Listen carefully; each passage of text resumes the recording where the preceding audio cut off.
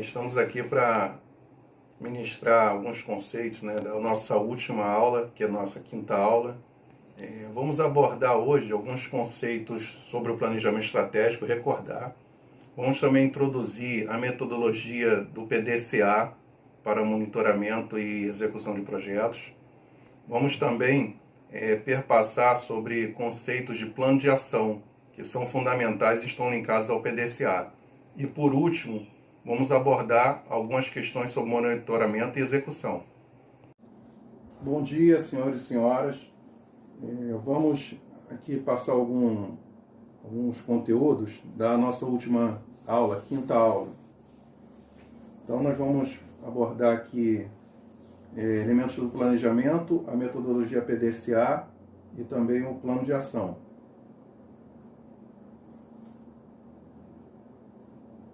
Conceitos. Relembrando esses conceitos, vamos perpassar aqui pelaquela nossa antiga definição de estratégia. Estratégia é o plano, o método ou manobras usados para alcançar um objetivo ou resultado específico. Também sabemos que o objetivo, na verdade, é o alvo, aquilo que pretendemos atingir. Então, na verdade, a estratégia é o caminho para chegar no objetivo. E aqui o objetivo seria o nosso ponto, o nosso alvo. Fatores críticos de sucesso. Os fatores críticos de sucesso são pontos-chave que definem e garantem o desenvolvimento e o crescimento de uma organização, atingindo seus objetivos. Então, os fatores críticos de sucesso, eles ajudam, auxiliam no atingimento do nosso objetivo. Metas.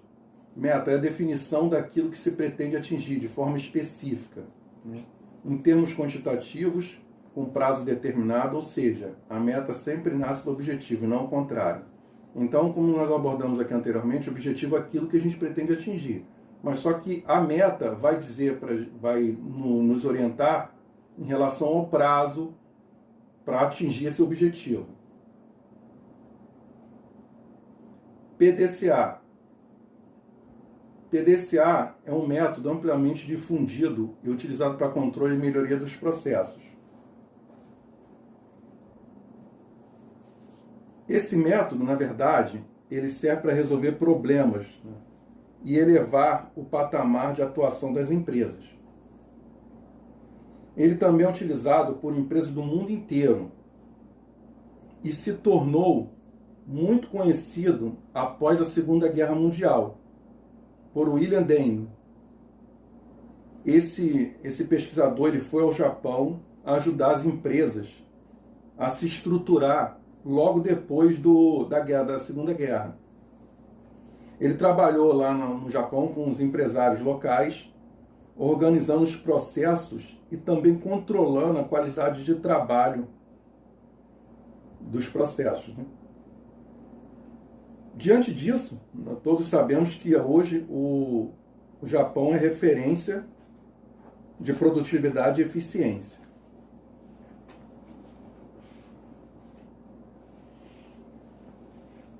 O PDCA ele é composto por 4 etapas: planejar, desenvolver, checar e atuar.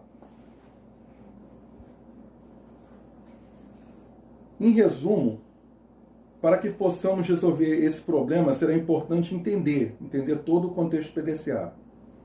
Então nós temos que avaliar a situação atual, definir ações que possam ser executadas.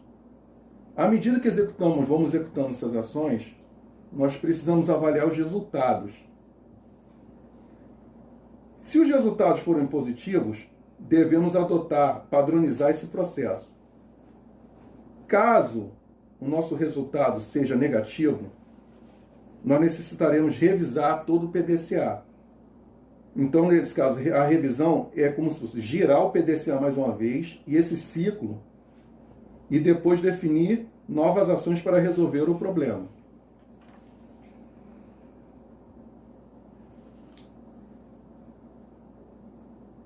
A primeira etapa do PDCA é o planejamento. Essa fase pode ser considerada por muitos a mais difícil. Por que geralmente a pessoa considera mais difícil? Porque nós não temos essa cultura do planejamento. Pois quase sempre nós queremos executar logo as ações. Então, executar antes de planejar. Mas também é importante parar para pensar. Se não sabemos qual direcionamento que devemos tomar, podemos, no caso, escolher um caminho errado. Ou seja, um caminho que pode nos trazer um resultado negativo. Dito tudo isso, é importante planejar o que iremos fazer. Então, quer dizer, mais uma vez, reafirmamos a importância do planejamento. Essa etapa do planejamento pode ser subdividida em 3 etapas menores. A identificação do problema, que na verdade é o que nós queremos resolver. É importante que esse problema esteja claro e seja bem definido. Para tanto, será necessário avaliar todos os indicadores e propor metas. Através dessas metas, nós conheceremos o que realmente desejamos solucionar. Exemplo: no planejamento estratégico do CBMERGE, tem uma meta que nós podemos aqui exemplificar, que seria melhorar o condicionamento físico do bombeiro até o fim do ano. Então, esse é um exemplo de meta. A segunda subetapa são as análises. Então, o que seria isso? Analisar como e por que o problema ocorre. E quais são as causas desse problema? Para avaliar o porquê do problema, nesse caso, nós devemos realizar uma análise histórica comparativa.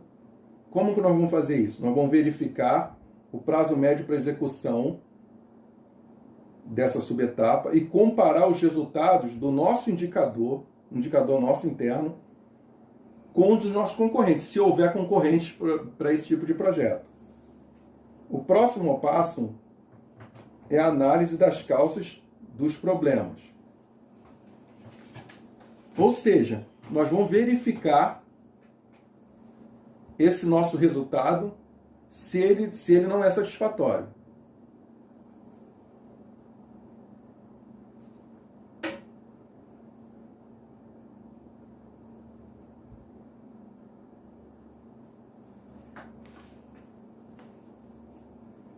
A próxima etapa do planejamento é o plano de ação, que é definir as ações concretas para a resolução dos problemas. Se nós encontramos as causas do problema, então o que nós devemos fazer? Nesse caso, é hora de definir o que pode ser feito para resolver essas causas. Perceberam aqui agora a importância da etapa do planejamento? Nesse caso do planejamento, a palavra correta aqui, que define todo esse contexto, é a consistência. Se nós tivermos consistência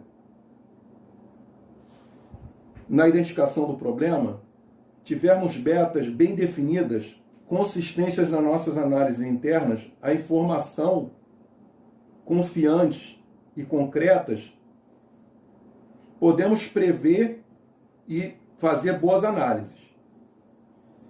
Nós também precisamos propor ações consistentes para resolver o problema. Então, essa etapa de planejamento é fundamental. Se errarmos aqui no planejamento, tudo para frente irá por água abaixo. É importante que o líder, no caso o chefe, responsável por essa área de planejamento, e a sua equipe tenha segurança que o planejamento foi bem realizado.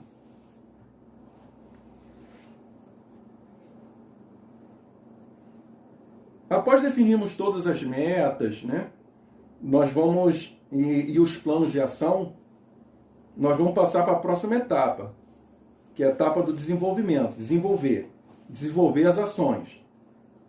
Por isso, o líder, ele não deve deixar nenhuma dúvida na sua equipe sobre como e quando executar essas ações que foram definidas.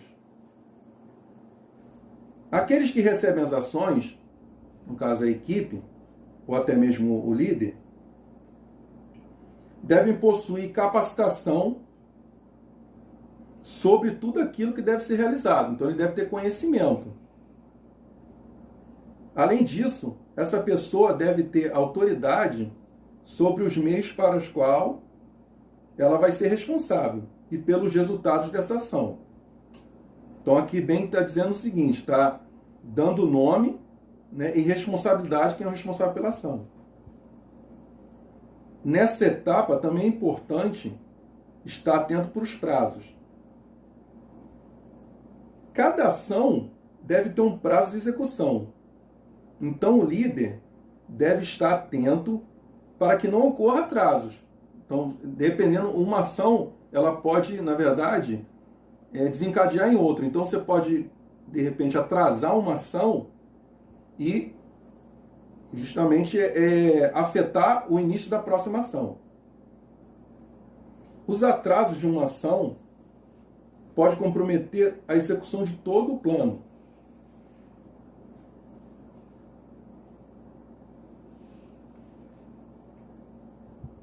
A terceira fase do nosso PDCA é justamente checar os resultados. Para tanto, nós temos duas ferramentas muito importantes. A primeira é avaliar os resultados dos indicadores. Lembrando que no planejamento definimos o problema, para esse problema relacionado a um indicador. E a partir desse definimos uma meta. Nessa etapa é hora de avaliarmos se o indicador está atendendo a meta que foi proposta. Então não adianta você botar um indicador que ele não vai aferir bem a meta que foi estipulada anteriormente.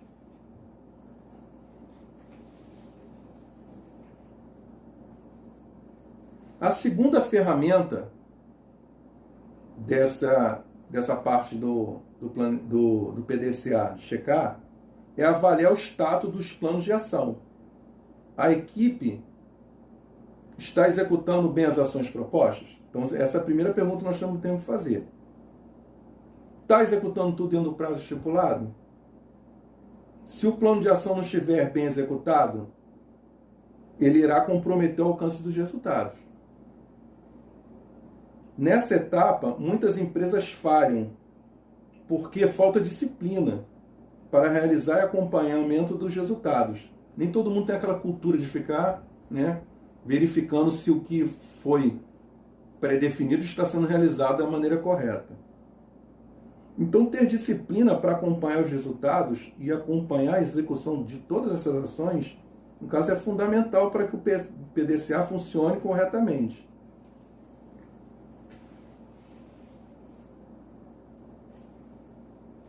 A última etapa do método PDCA é atuar. Então, conforme os resultados, nesse caso, temos duas situações.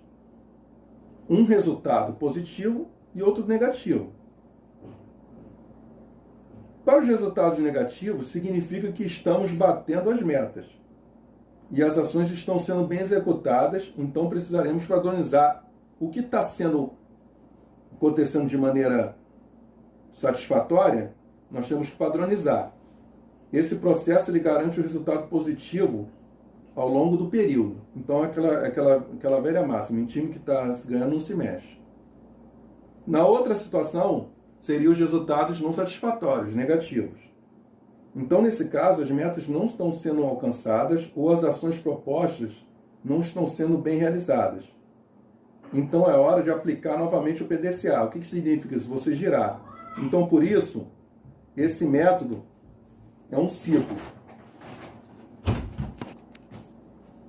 Dito tudo isso, a partir do momento que nós definimos todo o PDCA, nós vamos propriamente entrar nos planos de ação.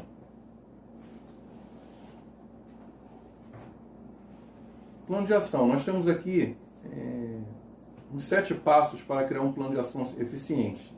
Isso é uma forma de você apresentar o plano de ação. Essa aqui não é a única, existem outras maneiras. Eu vou mostrar aqui durante durante a nossa aula.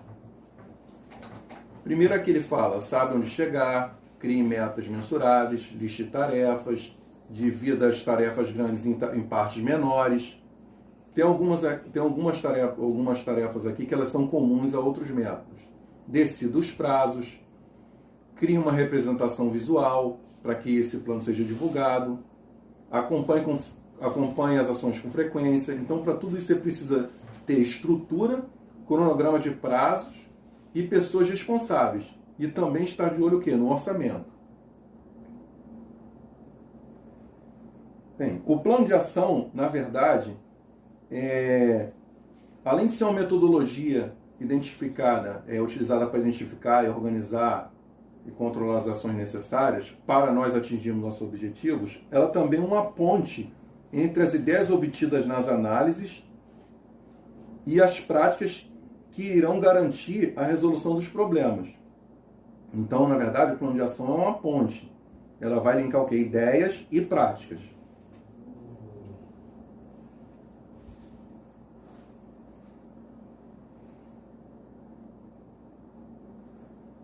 Uma metodologia muito utilizada aqui no plano de ação é a ferramenta 5W2H.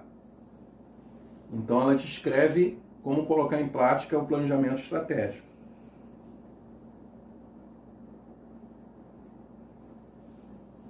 O que seria então o 5W2H? 5W2H, na verdade, é uma técnica para elaborar um plano de ação consistente.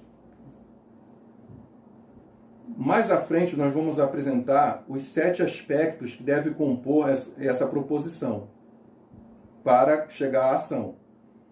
No caso do 5W2H, são as iniciais desses aspectos em inglês.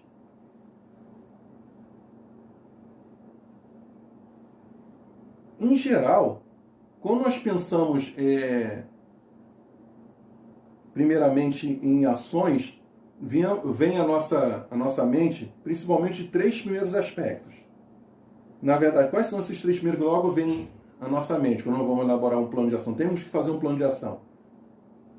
É o que, no caso, o que deve ser feito, quem vai realizar essa ação e quando, qual o prazo que a gente precisa para realizar essa ação.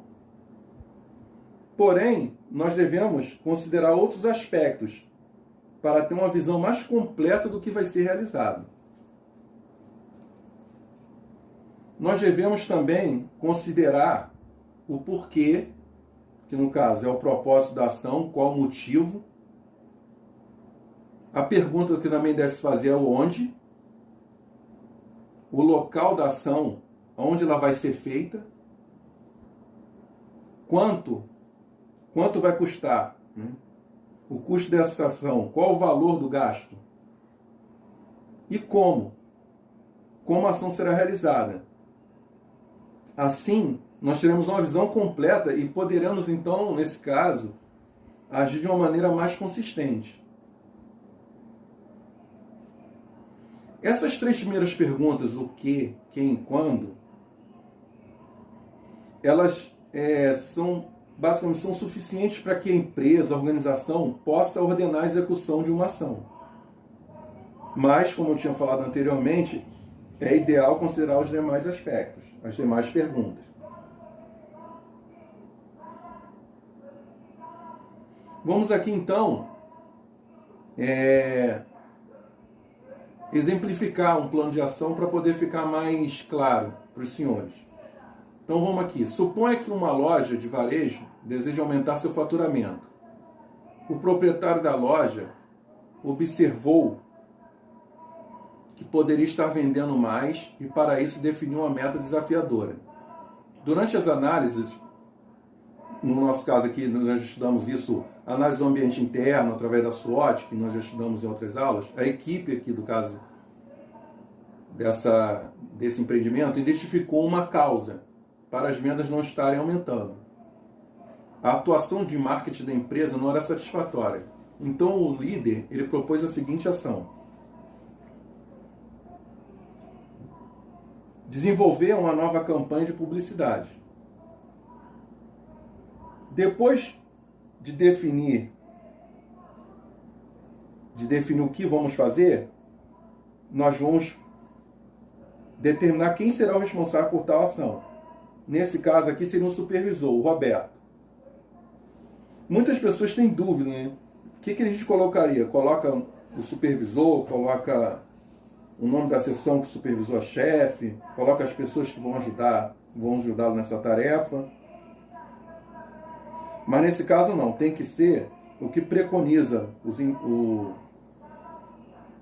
estudiosos, os catedráticos nessa parte de projeto, que tem que ser o nome da pessoa. Mesmo assim, nós temos ciência que, no nosso caso, na instituição militar, se você colocar o nome da seção, vai estar atrelado quem é o chefe da seção. Mas aqui, por questão de metodologia, vai ser justamente o nome da pessoa que é o chefe da seção, que é a pessoa que vai garantir a execução dessa ação. Se nós colocarmos o nome do setor, segundo aqueles que estudam a área de projetos, nós não poderíamos cobrar ação. Da mesma forma, se colocarmos todos os membros, não teríamos um único responsável final. Mesmo sabendo que o responsável, nesse caso o Roberto, não vai realizar a tarefa sozinho. A gente sabe que ele vai ter ajuda de alguns companheiros, ou até mesmo da sua equipe. Mas aí, nesse caso, tem que ficar definido o nome da pessoa que é responsável. Então, depois de definirmos o prazo, aqui nós definimos o prazo para a realização dessa campanha, para isso nós temos que considerar 3 pontos: a complexidade, a disponibilidade e o prazo, para que a gente consiga alcançar a meta. Então essa ação justamente vai ser proposta para atingimento da meta já pré-determinada. Então não adianta somente mandar executar a ação. As pessoas que estão envolvidas, elas precisam entender por que dessa ação, qual o propósito que foi definido. Então, dessa forma, essas pessoas poderão se envolver na atividade. Então, nesse campo aqui, por quê, ele é utilizado para descrever o motivo da ação. Nesse caso aqui, o motivo é alcançar novos clientes e aumentar o faturamento, que também direciona a ação. O próximo campo é o campo onde ele sinaliza os setores ou áreas relacionadas àquela ação. Nesse caso, será realizada no setor de marketing da empresa.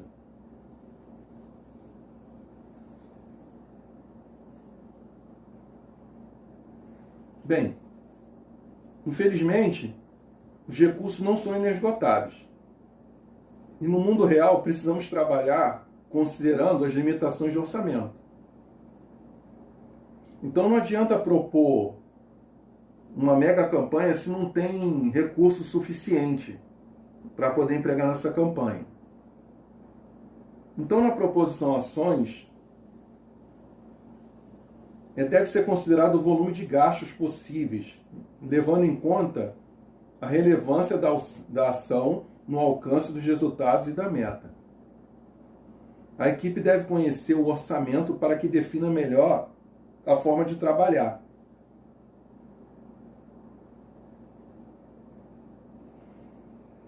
Por último, percebam aqui no slide anterior,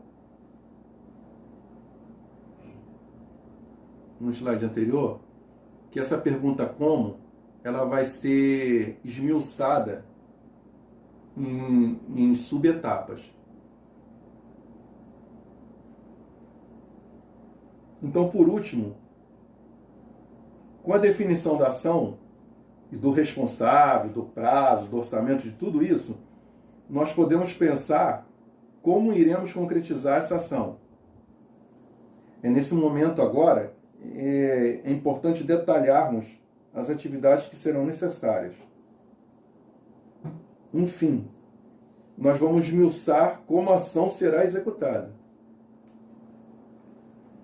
As atividades, elas vão ser desdobradas em etapas, porque, na verdade, cada uma dessas etapas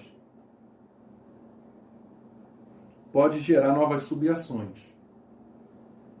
que também terão responsáveis e prazos e orçamentos diferentes.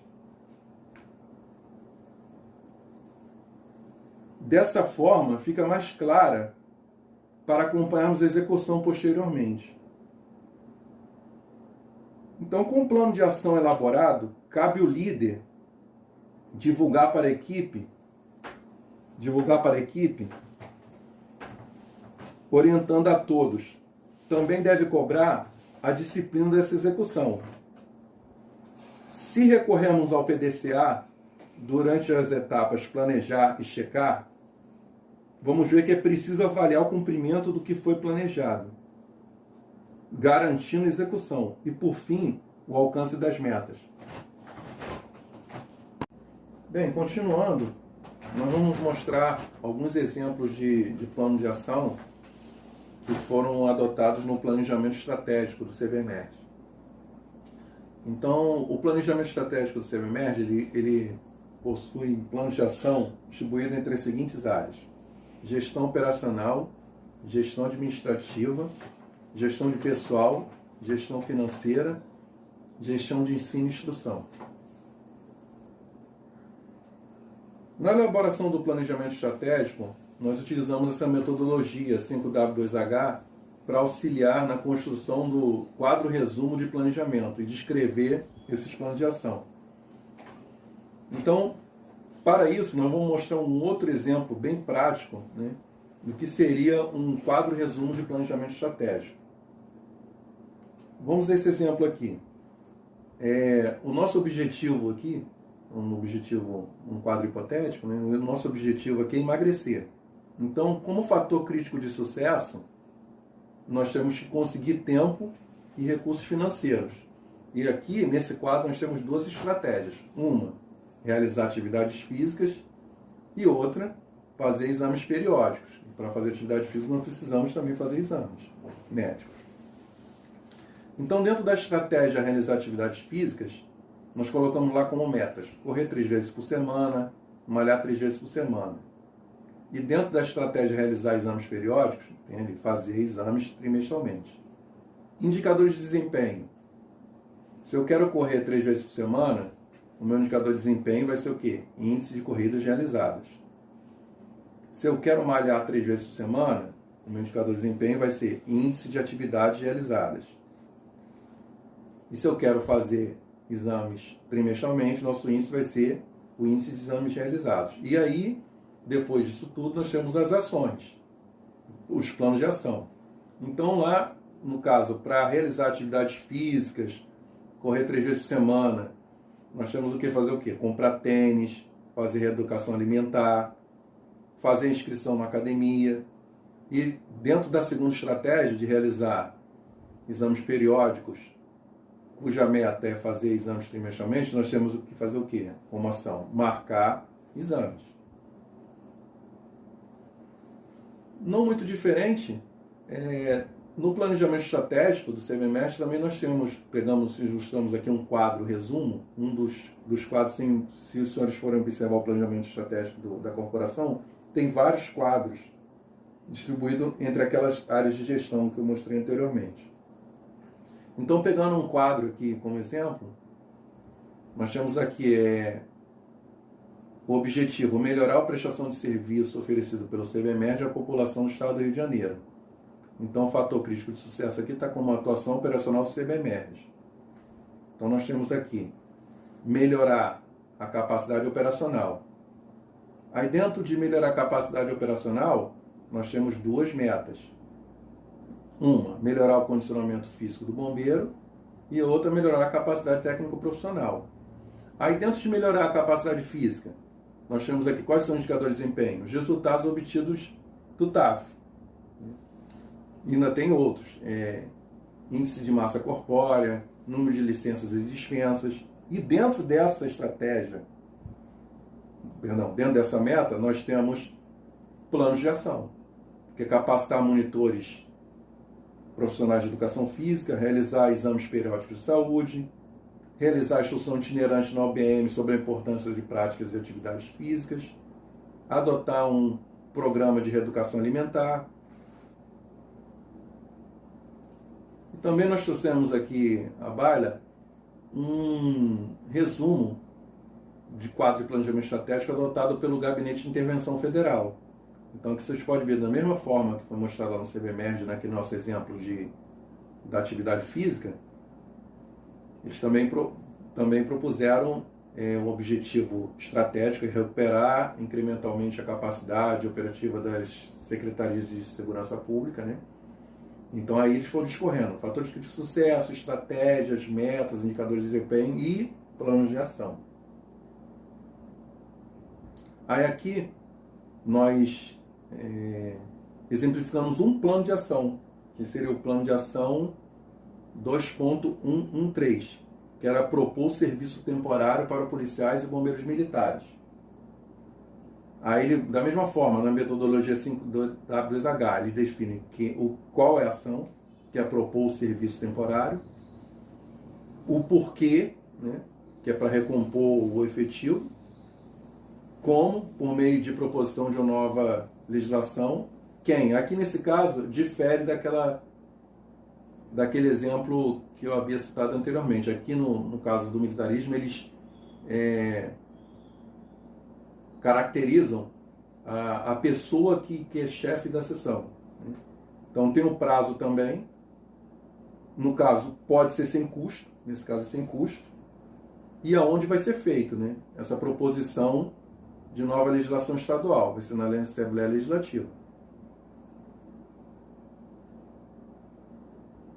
Execução e monitoramento. Aqui eu vou mostrar para os senhores alguns exemplos, né, principalmente no planejamento estratégico do CBMERG. Eu vou mostrar um exemplo aqui de execução e monitoramento. Justamente vai perpassar por aquela pergunta, né, que como nós vamos fazer isso. Então, você vai pegar na última pergunta como e esmiuçar, né, destrinchá-la em pequenas etapas.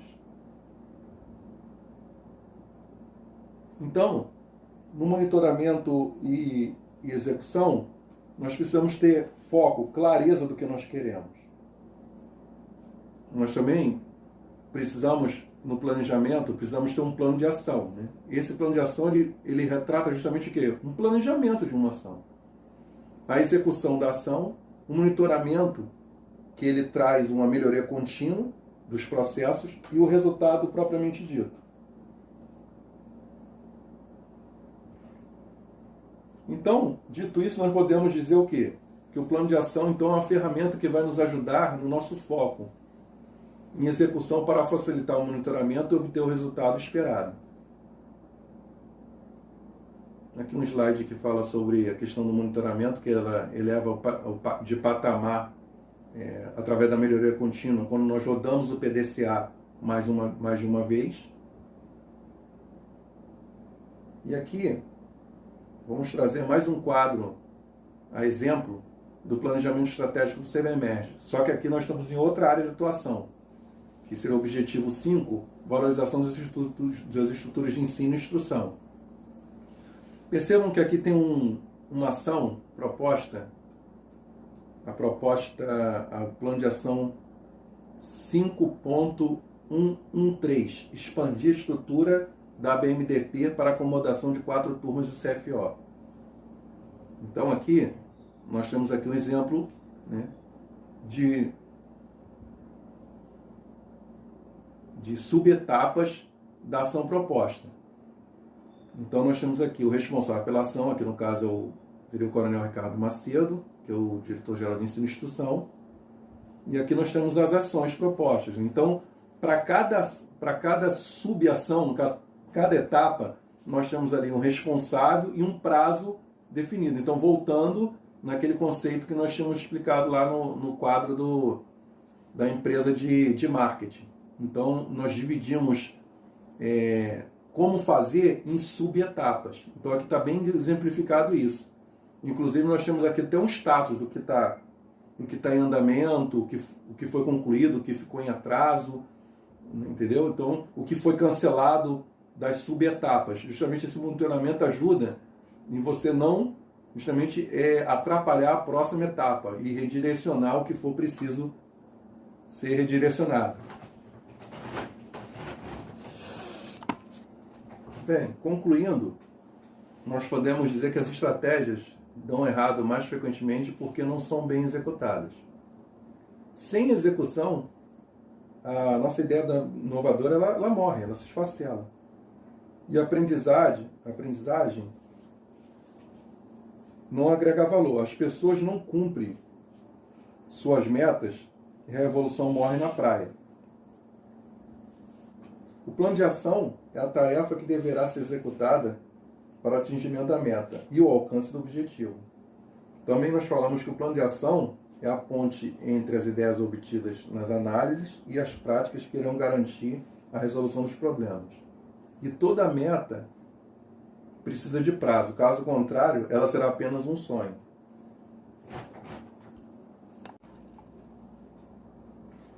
Bem, no final deixo aqui um pensamento, né? A vida não consiste em ter boas práticas, boas cartas na mão, e sim jogar bem as cartas que tem. Obrigado pela atenção. Gostaria aqui também de externar mais uma vez meu agradecimento pela nossa troca de conhecimento durante esse curso, né? E agradecer imensamente, né, aos senhores que são profissionais da área da saúde, né, pelo cuidado, carinho e atenção com todos nós durante o labor diário dos senhores. E é isso.